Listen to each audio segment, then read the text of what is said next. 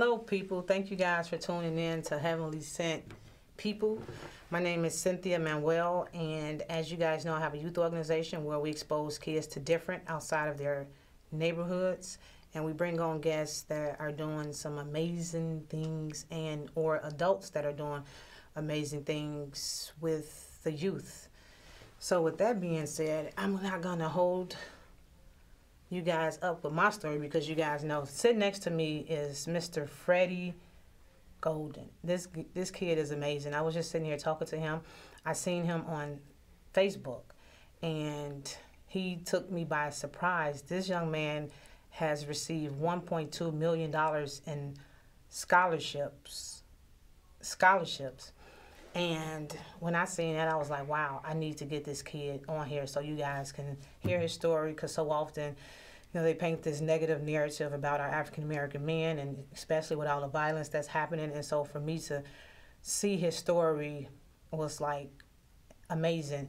This young man just told me that his mother is a single parent, and so that touches my heart dearly, because guess what? So I'm raising a 15-year-old boy, and again, he has received $1.2 million worth in scholarships. He was on, was it WGN News? WGN. He was on WGN News. So with that being said, I'm going to let him tell his story, who he is, what he got going on, and how did he get to where he is now, and what his future looks like. So take it over, Mr. Golden.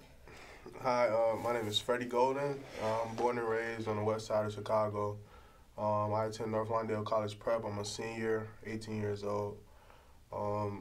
From my freshman year, I knew that I wanted to get into the college that I wanted to get into and be comfortable when this time came to really decide on which college I wanted to go to. With that being said, like she said, I have a wonderful mother that just motivates me every day to just work as hard as I can, give as much as I can, put 110% in so I can get 110% out. And just having that motivation just really built my drive to do my best academically. I play sports, like I play basketball, I run track and do football, and those were just distractions for me, like just to keep me off of the streets, really. That's awesome. And I knew that I had that in mind, and I knew that I had to stay focused on my books if I wanted to really get to this next stage of life of where I am right now. And since freshman year, I received all A's, a 4.8 GPA, and once junior year came, I just started to apply to the schools that I wanted to go to, schools that I was interested in. And I didn't even really expect the money to come in like it did, because when I was working, I was working on myself, I was working on academically, just being the best person I can be. It just came to fruition that it was just God's plan to just allow me to receive this achievement. And this is really what it is. I just put my best foot forward from the beginning, and I just continue to work. So can you tell us a couple schools that has sent you offers currently? Yes. So you have like U of I, Alabama A&M, New York Institute of Technology. We have DePaul. Then we have Morehouse. We have Howard. We have just a lot of other schools. North Central. There's a lot of schools. I applied to a lot of places. North Central College? Yeah, North Central College. So my son goes to summer camp at North Central College, and he's been going there for the last 4 or 5 years. And so this coming spring break, he'll be there. And I love that school because that program, I actually started that program, was one of the pioneers. Me and 2 other kids, Jan Fitzsimmons is her name. She came to my grammar school, and she was, I don't even remember what it was, but this was like 15, 16 years ago. And she did like an after-school program. Right. And so from that, it grew, and then she, made connections. And every year, we were going to North Central College, eating the food. She exposed us to so much. Hence, that's why I do it. I think that's where my organization and my mindset come from, because she exposed us to golf, to tennis, to swimming, and everything was college readiness. So in 4th, 5th grade, I had college on my mind, and so I grew out of the program. Graduated, if that makes sense, out of the program, and so now my son is a part of the program, and they bus the kids from the west side, take them there. They have the early childhood development kids that are there, and they are the teachers. So it's an awesome program. And so I'm looking forward to that. And so that's not, that's an expensive school. Yeah. And so North Central College, I love that. But with that being said, hearing this story, that just lets me know that his mother, because it all starts at home. So for him to sit here and tell me he got this academic scholarship, and you guys hear how he talk, very well spoken, mild-mannered. So tell us about your mom, because she has to be an amazing woman for for you to be to get these accolades that you've been receiving. Yeah, so I keep it simple when I say this every time. Without her, there's no me. Like, without everything that she puts in, like, she's raised me and my other 3 siblings virtually alone for more than 15 years. Wow. Never complained, never gave us like a hard, none of that. She's just a great mother. She's a great person. And everything that she's achieved, I know that if she can do it the way that she struggled, without even expressing that to us, I know that I can do it as well. Awesome. I know she's just my motivation to just get up and grind every day. And she gives me advice on what to do in life and how to approach life. She's just an amazing person. I just get everything that I have today from her. So I just appreciate her, and I just appreciate. So growing up, did she put you guys in any type of after-school programs, or what was it growing up? Yeah, so we actually were in the Nettie Bailey program at Breakthrough, which is on Carroll and KSZ. But the whole Breakthrough Family Plex, and even before that, we were in that program. I was in that program since 2nd grade. And just like you said, it was a program that introduced me to new things and introduced me to actually the robotics program I actually it's why I began to gather a technology love. Like, I started to love technology because of that. So it was all just because of Breakthrough and what she did, putting me in that program, introduced me to many different things, many different people that I still know today.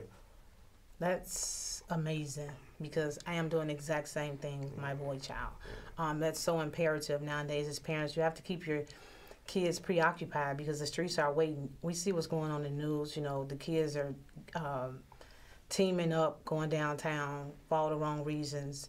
And then it's always the innocent bystanders that always get shot or killed. And so we have to be more proactive in our kids' lives. You have to be more attentive to them, be more active with them. I mean, I can't stress that enough, because, if you're not paying attention to your kids and providing resources and putting them in programs that'll help them, as the young man said, expand their mental state of being, then what do you expect them to do? Then it's nothing for them to hang out with their friends and get into all type of stuff. Social media, these video games, it's all a distraction. And so often we as parents, we push our kids in the room with a video game or give them a cell phone and not have any real dialogue with them. So that's so imperative that you guys do that. Yeah.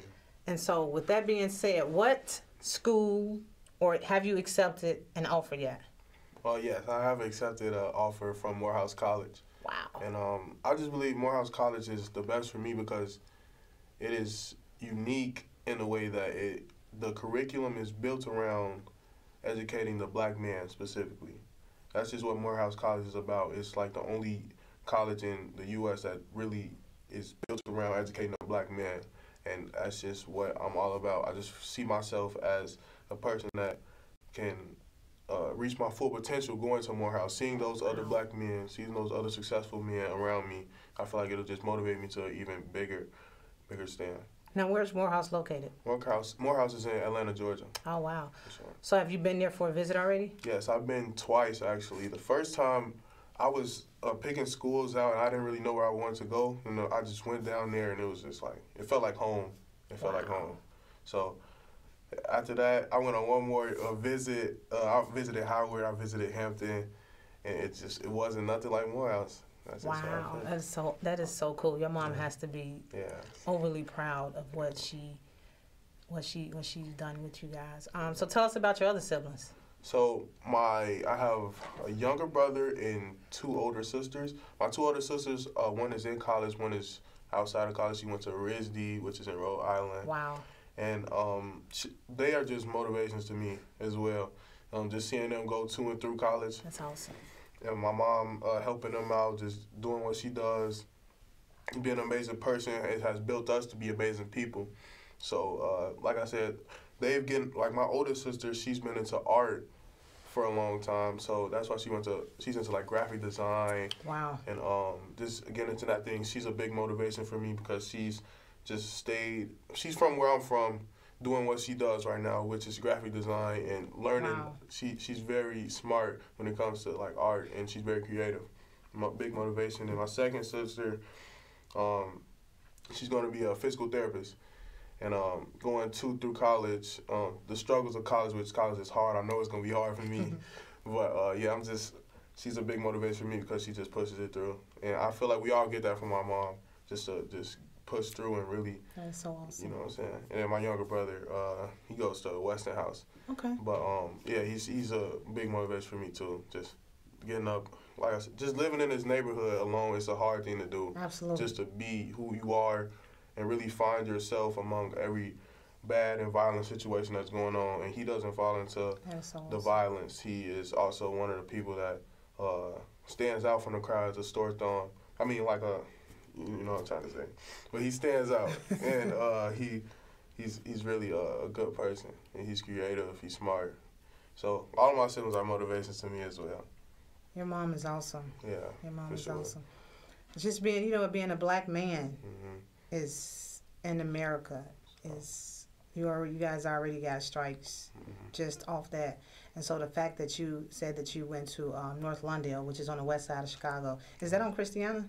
I'm in the Collins campus. Okay, Collins Yes. campus. Mm-hmm. Okay, on Sacramento. So Yeah. it's a couple other schools in there too, right? Yeah, it's me, it's us and Collins, so we like share a school. Got it. But like yeah, but yeah, it's I like North Lawndale. North Lawndale it's molded me into who I am right now. Going in as a freshman, I'm not I wasn't who I am right now. Like I've grown tremendously because of the situation that North Lawndale has put me in. And just the people around me. Everybody else in North Lawndale supports me. And I know they support everybody else there. That is so cool. I went to Collins, graduated in 1998. And so, yeah, Collins Commando. Man, I mean, just, you're amazing. I'm so happy I was able to connect. I thank God that your mom was able to make this happen for me. His mom is on the other side of the door. Probably smiling from ear to ear. Kudos to Mom. Yeah. And so just living in North Lawndale, I mean, how were you able to, I guess, stray away from the gangs or the different crowds that were going left and right? How were you able to maneuver between that? Yeah. I would say it's definitely about mentality. As a kid, it can be harder. As a kid, you like a blank canvas, and when you see a certain thing, then it might paint you this way, and you go off in this direction. You know what I'm saying? So I was a blank canvas, and knowing what I knew about North Lawndale, I just decided that I didn't want to become a victim to the violence. I wanted to become somebody that made it out and help other people make it out and not become victims of the violence as well. So that's just what I decided for myself, and I know that other kids can decide the same thing. And it's just about mentality, and you gotta want to be a bigger person. You gotta want to be mature in yourself. You have to be mature in order to leave that the life of pleasure behind. You know what I'm saying? And it's just about mentality. That's all it is. So where do you get your male influence? I mean, where do you get your male influences from? Where does that come from? My dad. He's a cool person. He's in my life. He talks sometimes, and then my grandpa, he's really like, he raised me, and when I was like a little littler, so you know my dad, I got uncles, my grandpa, they really like big influence in my life, and then I also have like mentors in North Lawndale. Okay. You have like Coach Lowe's, which is basketball coach, Goonie, Terrence Redmond, just a lot of people that. They shaped me into who I am, like just telling me things. Like I actually have a story. When I was a sophomore. Before I was even thinking about $1 million in scholarships, before I had my mind on that, he was introducing me to somebody. He was introducing me to a track coach, and he was like, "This is Freddie Golden. This kid is gonna bring in $1 million in scholarships." And at the time, I'm thinking like, "What you mean?" Like. I wasn't thinking about it. I didn't even know it was possible. But just him saying that people like that, people in North Lawndale, my teachers, my mentors, they believed in me before I believed in myself. Wow. And I just feel like that was really important. And they embraced the motto that it takes a village to raise a child. And they really raised me into the man that I am today. So I really appreciate everybody at North Lawndale for really giving me that love, because I felt the love. And I felt that from my mom. I felt that from everybody around me, the people that raised me to be who I am today. And you said you were born and raised on the west side of Chicago? Yes. Okay. Yes.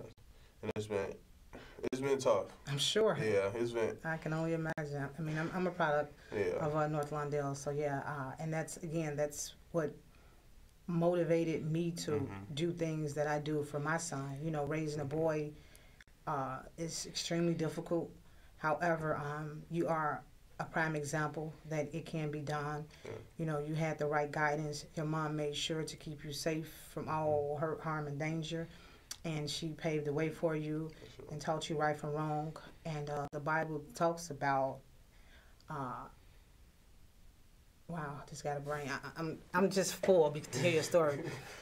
Spare the rod, spoil the child, and that's awesome to hear your story.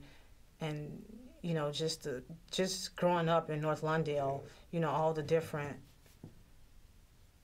channels that you could have went. You know, it's easy. It's so easy to do wrong.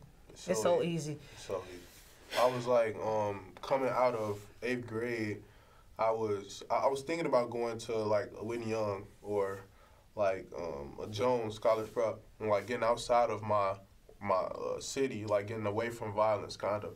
But I just thought about it. I said to myself, I want to be the person that shows that something good can come out of North Lawndale. Like, it doesn't have to come from Jones College Prep, where it's already kids excelling. They have better resources because of, you know, who they are.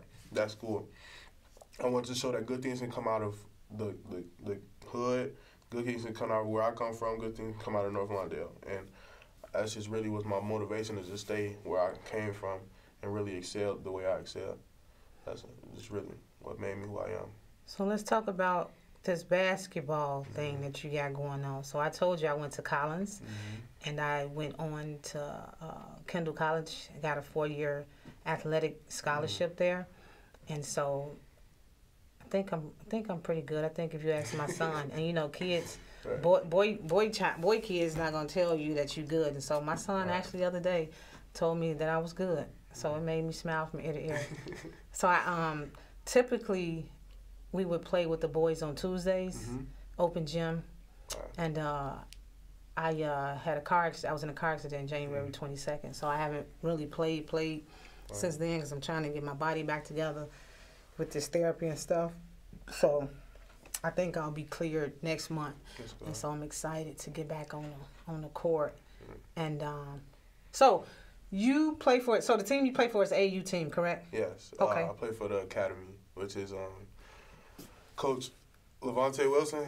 I call him Woogie. A lot of people call him Woogie. And Coach Reno. She came in this year and helped us out. So yeah, I played them, and I played for my basketball team in my school, my high school. Wow. So, yeah, I've been. Like I said, I use basketball as a distraction to stay out the streets. Well, that's what I look at it. When I was younger, I didn't really take things in the way that I take them now. But now looking back, I realized that it was a distraction to keep me off the streets, to keep me in the right state of mind doing basketball. Like, I can always say I'm a hooper instead of, you know, a game banger. That's really what the channels that they categorize young black men from where I'm from. That's true. That's true. And they say you either play sports or you in the hood, you're doing gang violence. Because that's true. That's just really what it is, for real. But, yeah, I just kept basketball in mind, and I've always been a hoover.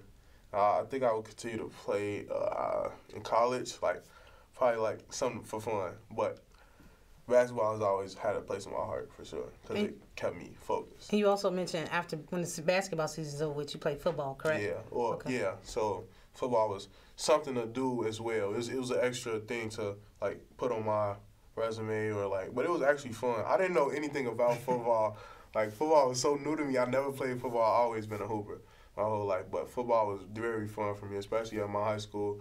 we actually made it downstate this year. Okay, kudos. And I was the linebacker for North Lawndale. So. Now I don't really know about football. Right. So the linebacker, what do they do? Are they the guys that stand on the line that block the? It's on defense. So like, whenever somebody trying to run the ball, you gotta go take them away. Gotcha. Basically, that's what your position is. And I didn't even know that at first. Like, I never watched a game of football in my life, and I just started playing it. So that position, you gotta be pretty quick then, right? Okay. Yeah, you gotta be quick. You gotta be smart. You gotta like know angles. So that's just somewhere that I feel like I'm good at. So how often are you in the gym? Because I tell my son all the time, I'm like, son, in order for you to get better, you have to work outside of practice. Yeah. You have to put work in on your own. Yeah. I don't think you get that yet. So please, can you please? I would say when I was at the top of my basketball, like in the peak of my season or something, I was in the gym after school for practice. Usually I would wake up and go to the gym before like I actually start my day, and then especially in the summer I would wake up, go to the gym, and then go to work, and then come and get in the gym probably at home or something like that, or go to breakthrough. But you know, basketball is something that you gotta be dedicated to. I know that I had to be dedicated to really get to where I am. So you were working too? Yeah, I was working with the Greenwood Project, which is a program that teaches about like computer science and coding. Wow. And I was in the gym and then Greenwood, and then go back to the gym. So where's Greenwood? Where's that program? Greenwood was actually virtual, like because of COVID the last year, but it's going to be at the DePaul campus this year. But I can't do Greenwood this year because I'm in Morehouse, which is a program that takes me down to Atlanta early and it teaches me about computer science. So I'm just trying to, I love Greenwood. I'm just trying to like get a early college feel and really expand my horizons when it comes to computer science, because that's really what I'll be doing. And I was just going to ask you, what's your major? Yeah, this would be computer science, and I hope to get a dual degree in engineering as well. Awesome. That's where the money is. Mm-hmm. Make big money doing those two. Wow, that is so cool. So if it's one thing that you can tell or say to the young males that are trying to find their way, if it makes sense, because a lot of kids be stuck between being a cool kid and or going with the in crowd, doing the bad, so it's like a lot of kids battle between those two. Yeah. What advice could you give them in regards to that? So I would say, so when I was a freshman, I was in that same boat trying to be that cool kid, because I didn't know who I was at the time. And you start to realize that the more that you separate yourself and really find out who you are, like you're trying to be popular, like trying to be in the in crowd, but if you find yourself and find out who you truly are outside of that, then stuff will come to you. You don't have to go to and be a follower leader. You can be your own leader and people will follow you. You have to understand, you have to really be mature and be willing to find yourself before you try to go follow somebody else and be in somebody else's footsteps. You know what I'm saying? In the streets, it's hard, and you gain a sense of hopelessness, thinking that nobody is there to be there for you. Nobody is going to be in your corner, basically, and that's where I was at. And I know personally, you just have to find yourself, find out who you are, find your purpose outside of the streets. Because at the end of the day, the streets is not going to give you anything but jail or death. That's just the only two options. And the sooner you realize that, the sooner you can get on track to really turning your life around and being the person that you were called to be and finding your purpose. And I don't know, like, how, if you're from Chicago, you have to want to give back to the people, give back to youth in Chicago, because violence has such a strong hold on the youth right now. And I just feel like if you find your purpose, find out who you really are outside of the streets, and everything will just line up. Everything will line up for you. And you just have to be mature enough to accept that. So with these college offers, did you apply? At what point did they just start coming in? What did you do to start this domino effect? Well, like I said, all A's from freshman to my senior year. Okay. And I just I started to build my resume. So I got all A's freshman to senior year. And in between, like in the summers, I did leadership programs. Okay. To go on my resume. I did the Greenwood Project to go on my resume. Okay. I did Feed My Starving Children, volunteered at places to build my resume. So when colleges saw my my dedication to my community, my dedication to myself, they will understand, like, it would be no denying me at all. That was my goal. I had the goal to never allow anybody to be able to question my character, who I was. And once I set out to do that, it was just, they just started coming in. Wow. It was October, I believe October, when they really started coming in. I think I got Bradley. The first one I got was from Bradley, and it was $96,000. And I was just like, wow. I was like, $96,000 is a lot of money. And it is. And coming from the West Side. Right. But it's just like, because I didn't realize what I was doing until it finally started coming in. I didn't realize working on myself could be so impactful. Just separating myself from the crowd, not going to parties, not being out and, you know what I'm saying, being out doing this, being out doing that. Separating myself, it made all the difference. So getting up all A's. And then junior year, I had SAT, which I knew I had to study hard for if I wanted to get into college. Wow. And I studied hard for my SAT, and I tried my best to get the best score in that. And that's what colleges really look at. I know that's what colleges really look at. So, yeah, like I said, never give colleges a chance to question your character. Go out and do things, build your resume, show them who you are as a person. And in those essays, you channel who you really are, especially coming from the west side of Chicago. I had a lot to talk about. Like I said, one of my friends passed away when I was a sophomore, Javante Jackson.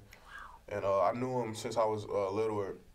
Played basketball with me at my grammar school, a lot of things. But he just ended up in the wrong situation, and I knew that. And I felt moved by just his life and what he's like, just everything that was going on in that time.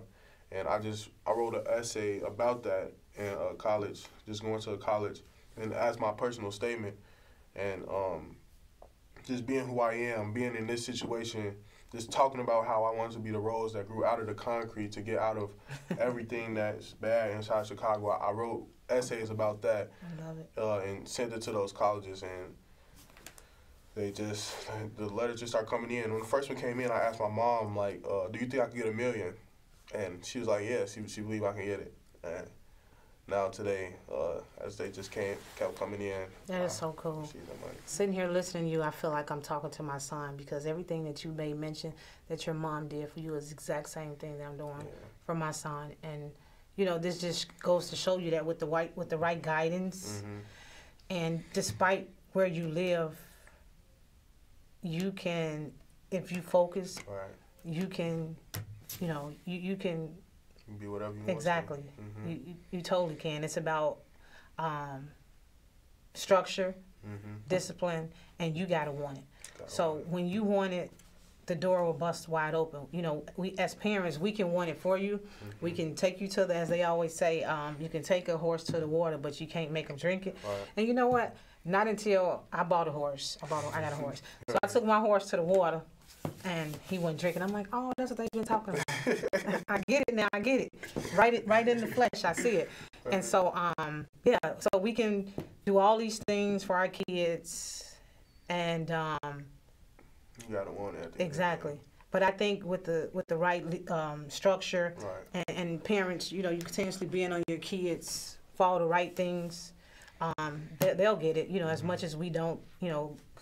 We don't think that our kids get it. If you put the time in, you know, that's half the battle, because so many parents don't.